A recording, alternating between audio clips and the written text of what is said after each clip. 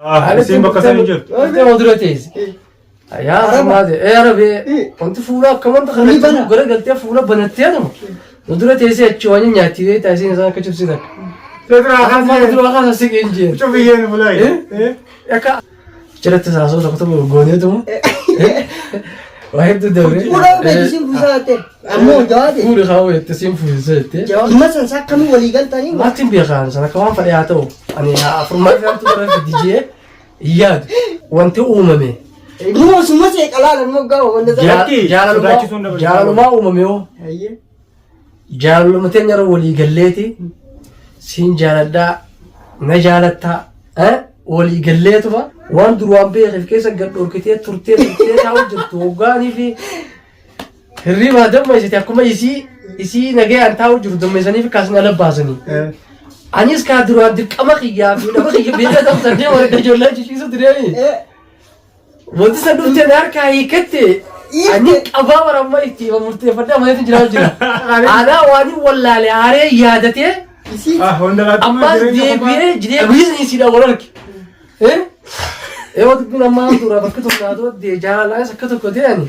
Jawaate mee waan si guyyaa san waan si gammachiisee fi waan si gaddisiisee waan addaa taati gammachiise. Egaa as wayin keessa barbaaddadhee. Waan dandeenya garuu. Kana maal godhuu barbaade? Jawaadee fi furmaateedhaa sadda dha'uu qabsoo furmaateen ala baatee tana falleessee. Falleessu. Qabeenya isa kana isiin jireenya Akkamii falleessu? jaalala Jawaadeetii fi jireenya maatii isii amma maatii isii kanaaf osoo hin ta'in wanni isiin baatee ala kana jirtuuf laal. Hordoffiin isiin godhu jirtu qabeenya saniidha. Wanni inni jechuu jiru. Kuni maali? Jawaadeen keessa islaamii jaayeefi. Summi biraa waan barbaade. Odoon Jawaadeen gartee jecha isaa kana jala nama dalagu taate. Isa keessaa summii haa ahaa. Anaaf isa kana waliin diineemsitee isii waan wanta kana godhu jirtu waan san jala deemu jirti akka isa keessaa summiin dhuftuuf yaadeeti inni. Garuu itti milkaa'u beekadhu. Isiin ammoo roorroo itti jabaattee laal ilaa mana kanas. Amma bar hiikkaan bara amma daawwattoonni viidiyoo irraa harkachuu danda'an tana odoonii fi hin dhibne akkamitti harkachuu danda'an jalqaba furmaateen gaafa Jawaadee dhuftu waa'ee qabeenya kanaati waa'ee dila kanaa waa takka irraa quban qabu garuu jaalalti fala goytaati jaan dhufte isaa rakkoo keessa jiru dhuftee waliin dhaabbatte deebitee qabeenyallee gartee Dhagee si afaan dubbadha gargaarsi Jawaadeen gaafa inni dhufu san gartee maallaqa ergeef san egaa furmaatee duubaa ergeefi Jawaadeen. Furmaatuma irraa dhufnaan yeroo sanuu isaan sababa yeroo sanuu wal quba qabdanii miti. Obboleessa fi gargaarii namni jeenuu sanii siidhaan waa'ee san irratti maaliif Rahima buruun barbaadu. Yeroo san Rahima isaa Alii isaa muruu yoo feete hin beeku booniiti jechuun Zabboo maal jetteen gaafa buna afeeran san gaafa inni dhiifama gartee annillee dhiifama jedhu san dachiis waa hallee usii dhiibnaa zakko. Shira siiriitii fi waan deemtuun kana dhiisi. Qabeenya ol beebbar. Namatti azzeebi. Fuula duratti qabeenya keetii sakko narra siitutti laffa'ee waan sanii jeellaan na boodallee siitutti aanee itti laffa'ee waa hundaa'u irratti hojjetee waan godhamu qabu hunda godhee asiin gahe. Egaa atummaan karaa qaceellaa irratti deebi'i malee an qabeenyi sirra najjabaa miti afaanii baafatee ulmaan Oromoo fuula duratti. Sammuu maaliif yemmaa bara karaa dheeraa deemu jirra. Furmaatii wanni itti hubatuu dandeessu atummaan mataan kee. Dheengadda yaa jimmata. Shunkurtuu dhiyeeffadhee kuduraan tokko dhiyeeffadhee saalaa itti banee anaa qadaa godhu jiru na bilbiltee. Eessa jirta manaan jira humatti akka shooqaamna kun dhukkubee. Natti bilbiltee gadiin biyee. Ijoollee cuuraa jiri gabbeetti qadaa irra naatotu nu afeera. Alhamdulillah radio wayil qabaatu ijoolleen furmaatee jecha wanti itti hubatu qabduun siin jammalle hoggaan ijoollee fuudhee gabbee bakka san misajiidhaan sii barreessa misajii laali qoottu dhumeet ijoollee qabaddeetiin deemu jira na duuba deemanii jarri na duuba anaa fi ijoollee fiidiyoon irraa maran eegaan galee daqiiqa 30 taa'een fiidiyoo san laalee sababa dubbiin sun akkamii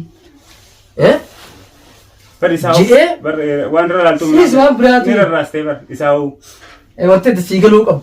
Namni kun nama qabeenya irratti hidhaa qabeenyaaf deemu nama dantaa namummaadhaatiif haala nama kanaa laala sumarraa deebisaa wanni harkata. Inti baru. Qabeenya yoo taate akka feetu waggootee asii waliin nama beektan hundi namni galaala fakkatu hojjeffanne. Ati nama waaqayyoo taate. Bakka isaa irratti abbaatu hin taddamne bara. Xiinxala keetiin. Yaade gaafi takkaasi gaafata. Xiinxala keetiin waan fedhe keessaa godhate. Yaa mee faade viidiyoo irratti. Mucaa tana na dura kaasii maaliif na dura teessee arabtiin tun. Intee barre viidiyoo irratti. Haipoo. Amat gaafa gartee dhiyoo sana baatii meeqaa ni obsite. Amata lamaa kophaa teessee baay'ee takkatti. Baay'ee takkatti maali? Na dura kaasii maali na dura keessaa. Sakka biyyee. Raakin isii godha jeetan na shoorrattu. Nuti teenyee wayyaa jirra beektaa. Isiin bakka sana hin jirtu. Wanti dura teesse. Yaa maate arabee wanti fuula akkamanta kanatti gara galtee fuula banattee adama. Nu dura teessee achi waan nyaatti beektaa isiin isaan akka cibsitan. Yaa furmaate kun duratti asiqiin jeen. Cufi tana kan cina gara. Maal? Waxaan qaalitti nanu achi gara galii jiin hin jeen dhala laatiin dubbadoon. Hasiin fuudhisa lakkii tanii fuudheewu. Awwa isiin onnaa gurra seenee kan bisantu gurra seenee jira. Tanii fuudheewu kana irraa jirti. Tanumaan fuudhee hojii rabbi naa bulchu. Ni aanatti jaalaa siqqee waan jaalaa ittuma diisiin jeen gahu. Ammatti ammattee jirti. Waan duraan beekef keessa gad dhorkitee turtee taa'u jirtu hoggaanii fi hirriibaa dammaysite akkuma isii nagayaan taa'u jiru dammaysaniif kaasna labbaasanii. Anis kaa duraan dirqama kiyyaa fi nama kiyya beekaa tamsadee warra ijoollee jishiisu direemi. Wanti isa dhufteen harkaa hiikatte ani qabaa waramma itti murteeffadhaa maneetu jiraa jira. Aadaa waan wallaale haaree yaadatee ammas deebi'ee jireenya Obatti deebi'ee maal gaafate? Aguyyisni isiidhaan wal arge. Yoo dubbiin ammaa dura bakka tokko naatoo jaalalaas akka tokko ta'ani. Dura kaasa siqeen jeen. Cufiyyeen bulaayi. Akka fuuluma kee qofa akkaan akkuma barbaadama biraa harkuudha. Jiratti saasoo tokko tokko gooneetuma. Waa hedduu dabre. Yaani jechi kunillee bakka san irraa isiin deebisne jechuudha bakka qabsoo gartee baateef san kaayoo. Fuula beeksisin fuusaa jettee. Ammoo jawaate. Fuula kaawoo jettee siin fuusaa jettee. Jawaate bakka takka ammaasi. Jaraanuu bal. Jara gartee waraana san. Yaa akaanurraa kaa naman dhageessanii miti jettanii bar walitti buutanii achirra dhaabbatte maas wanni keessan viidiyoon keessan. Laa wal baradhaa jechuu isiinis arte waraanni kee kana jalqaba sana. Jalqaba hoggaa ijoollee walitti dhufanii. Boodarra. Dilatu jala deemaa viidiyoon murame siiloli jiru. Dhimma sansaa akkamii walii galtanii wal dhabdeen teessan sun bifa takkaanuu inni gara akka bara haasoo jalqabarratti haasonee turre. Isaa keessi jira bakka sana. Adda baasi gaa itti yaadiin. Murame viidiyoon maaltu uumame bakka sana? Sammuutti yaa'u. Inni sodaachisanii waanummaa sun uumame wanti uumame.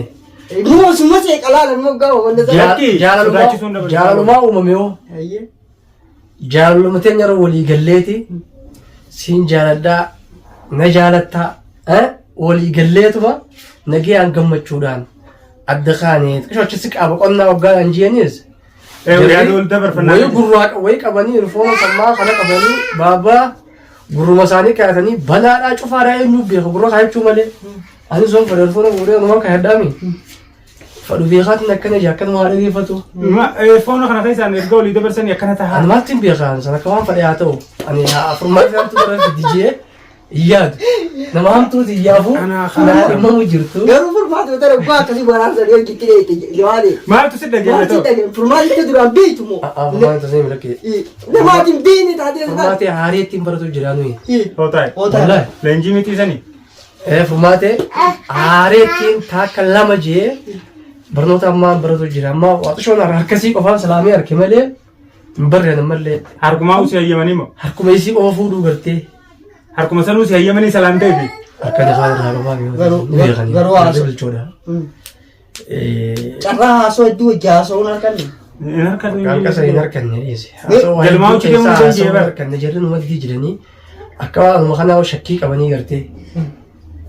Awwaa ajja awwaa baasuudhaaf akka waa dubbatan eenyu akka ta'anii fi anis wayiin keessa lallaalee waan mana qiyyaate kan mirgaan irraa qaba mirga dirqama irraa qabdi mirgaan irraa qaba hogguta kan irraa kaa achisi qaadhaan jeen ma naajja wamoo maaliin jena jabbiin bakka kanaa akka hin jiranii lafti nageeya qisho achi garagalii namaa irraa achisi hin jeen beekaa ta'anis. Anaaf isa deegan jettee. Beekaa anis wayiin keessa barbaaddadhee uummanni akkuma isin sagalee isin baasanii. Ilkaan dandeenye garuu. Waan akkamitti namuma duraan sibira ciisu irraa milkaa'uu hin dandeenye. dandeenye akkuma isin naa jettu san gurra siif hin kennan waan feete haasa'e waan kanaati yoo jirtaas hin dhageeffatanii waan feete haasa'e naan jetti isini. Si quban qabanii. San Si wujjee barcarraa tokko barbaadu hin dhabee beekaateera. Anis beekaatiin dhugaadha moo maalii gartee waan takka kaatu bishaan bar been tokko qallaa ta'us yoo wali galee deeme takka dhakaa darbitee dhakaan kun yoo achi bulchee bishaan kun humna qabaa beekta. Dhakaa hoggaa sitti darbitee bishaan dhakaa kana darbaa bar achi geessa. Bakka san laaluudhaaf hinaniis qisha godhee miti Dirtee laal. takka qocaan bar keessi laafaa gubbaan dhagaadha. Gubbaan dhagaa'ee oggoota irraa Gubbaan jecha dubbadde jechi dubbiin dubbadhu tuni jarree dubbiin dubbadhu tuni Sumattuu deemte. gubbaan sa'ee dhagaa waan takka deebisan aan kannan akkuma naa kannanii babbaa okee naaf kannanii maal waan ajaa'ibaa adeema naroon gaddume asirra baabaa naroon gaddume hosin nun gaddu Haara qabdii akkamitti dhungate. ma hosin ummaa furmaatee ni gaama furmaateedha furmaatee halee ennaani hottu furmaatee Haara halee qabdii ennaani michii waan akkana afaan adda qabdee ilkee laaluutti. halee ennaani hottu akka akkasii maame Jawaa deemee waan si guyyaa san waan si gammachiisee fi waan si gaddisiisee fi waan addaa ta'a si gammachiise. akkiwata kun nagaddisees hin jiru Waan si gammachiise. Ijoollee waan shakkitellee Wanni si gammachiise fakkeenyaaf. Barba walaala hin jirru. Inni ati gaafii godhu jirtu kuni sagalumatti gaafii ta'etu dhagahuun mala amma ammaatu. Amma akkana ta'e wanni nu godhin kaa'u. Lakkee dhuguma. Firii bakka Nama dhabe. mana keessa dhoysite jechuudha. Alaami bar yaani bas sochii xiyyan Sabooma- qabaatu sabooma ammallee shakkii qabdaa. yoo Guyyaa kana tokko ijoollee qabee deemu jiruun Guyyaa takkaffaa tokko awwaala moote. guddaa tattaa'u jirru eessana kaameraa irraa fuudhanii maal siin jaa maal nun dubbiste shakiirraa qabdaa. Waan nuun jetteen yaadataa guyyaa nuti Isin ati abaluu bakka akkasiin jirtanii. Waa sala jirraa dhisi qaama mana keessa jirraa hojii. Uummata keessa Waanuma kana keessaa kanaa'u hoo to'annaa jala eenyu akka yeroo wajjin seennuu fi eenyu akka Laa qabaa isumaa kaa'e kaawwaas. Isumaa kaa'e. ati waan hundaa argee sabaan mee wanti wanti nagaa si gammachiise waan si gaddisiise jette gammachuu maan jee wararkuun isiidhaatiif ijoolleen tiyyeesii harkanii hanqa sangitti gammadoonu Guyyaa jalqaba. gammachuu. An silaa gammachuun tiyya isii mana bituudha hoo. Guyyaa isiin gartee yaamtee gartee mufaajaa si gootisan jechuudha. Sarpiraas si gootisan guyyaan san maali guyyaa addaa ta'ee gartee isiin sarpiraas si goote guyyaa san keessa yaadannoo maalii qabdan? Yaadannoo hedduudha. Guyyaa yaadannoo maaliiti? Namni kun akkamitti bar sarpiraas nama godhu? Guyyaa yaadannoo jabaadhaati naafi. Guyyaa jalqaba walitti dhuftamoo guyyaa jalqaba wal jaalattanii moo guyyaa jalqaba wal fuutan? Guyyaa sun hundarraa adda guyyaan kun.